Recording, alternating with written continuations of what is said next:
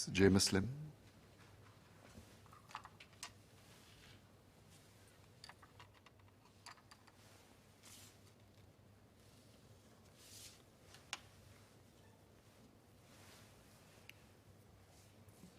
Mr. Speaker, the Guns, Explosive and Weapons Control Act of 2021 comes at an appropriate time, as advances in additive manufacturing technology mean that the accessibility of firearms is now simpler than ever before. Well, the key objective of the Act is to consolidate a number of older pieces of legislation. It also introduces a number of updates that are designed to accommodate the reality of weapons in the modern world. Historically, our ability to successfully control the distribution of weapons was premised on the combination of managing supply and demand. On the supply side, we have been able to tightly control the inflow of goods and people due to our small island geography and sophisticated policing of porous points along our borders. In terms of demand, we have instituted some of the world's most severe gun control laws, with punishments for unlawful possession, trafficking, and use stipulated in the Arms Offences Act of 1973 and 2008, and Arms and Explosive Act of 1913 and 2013. And we have supported these sticks with the carrot of an efficient, uncorrupt police force.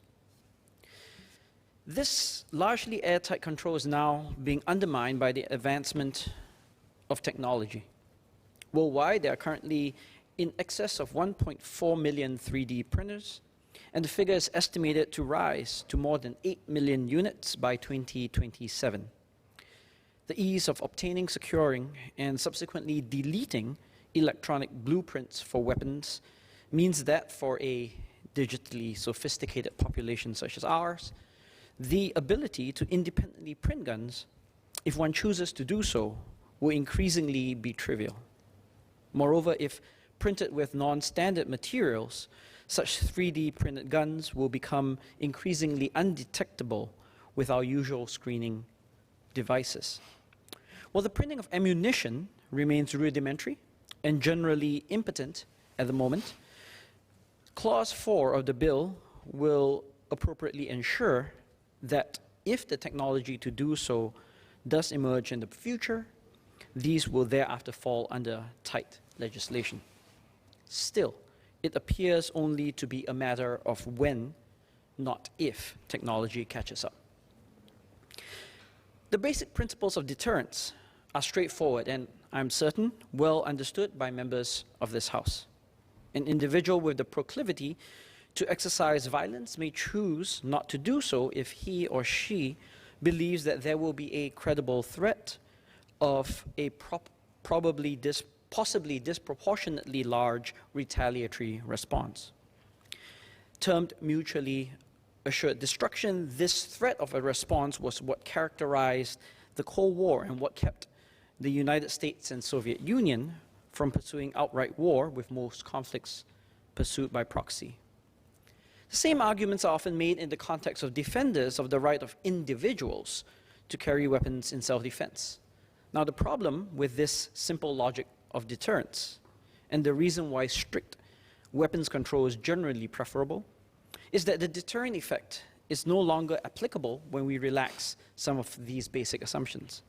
In particular, brandishing a gun on an unsuspecting victim confers first-mover advantage to the aggressor, which nullifies the threat of a retaliatory response.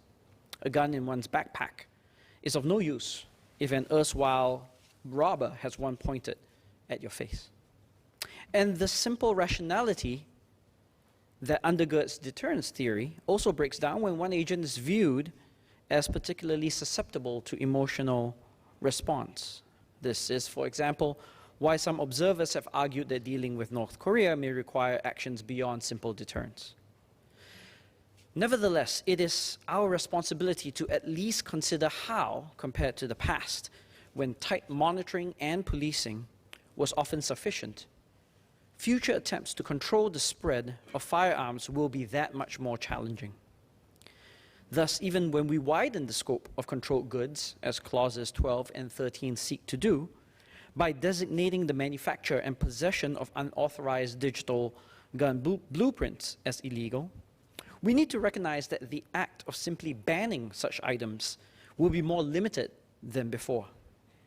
Yet the majority of the subsequent clauses, such as clauses 17 or 20 or 27, prescribe penalties for violations, relying, as it were, on the stick rather than the carrot.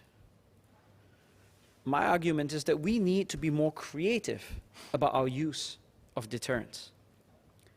The crux of the matter is this: we should be willing to consider the efficacy of a blunt reliance on strict weapons control as our central tool for containing violent crime, and take efforts to address the underlying motivations for crime more seriously. Of course, crime is a complex and multifaceted phenomenon. Criminologists point to factors as varied as the thermal climate, urban density, inhabitant characteristics, and psychosocial risk. But two important drivers have emerged recently and stress the effects of poverty and income inequality. Of course, I'm not suggesting that the government has not made any efforts at addressing these more fundamental drivers. What we should not forget, though, is that an important spillover of our policies to diminish inequality and eliminate poverty is that we yield the payoff of reduced crime too. Now, if we believe this to be true, then we should be prepared to resource our agencies accordingly, to examine whether there is room to increase our expenditure for welfare and social services, and, if budget considerations preclude otherwise, to re-examine our existing expenditure on publicly funded domestic security services. On that note of general caution, I assert my support for the bill.